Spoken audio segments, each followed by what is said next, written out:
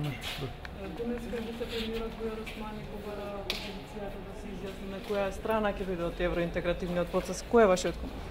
Опозицијата се одлучила многу пати во минатото и веќе го повторам нашиот став дека опозицијата цврсто чекори кон патот на евроатлантските интеграции на Република Македонија, но доколку некој очекува да опозицијата застане рамо до овие кои што ја подпишаа оваа капитулација, тогаш во најмала рака е премногу претенциозно да се очекува такво нешто од страна на опозицијата.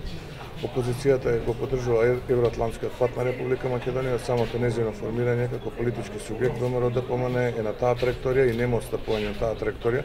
Но истовремено опозицијата е свесна дека во услови кога целата македонска јавност и меѓународна заедница гледа како премиерот бара мито од повеќе стотици илјади евра, кога гледа дека Македонија е цврсто закована на дното по сите економски параметри во Европа, кога гледа дека нема реформи по ниту еден основ и во ниту една област во Република Македонија веќе повеќе од 13 месеци, тогаш на опозицијата е јасно дека и покрај ова капитулантско дело евроатлантска иднина за Република Македонија нема.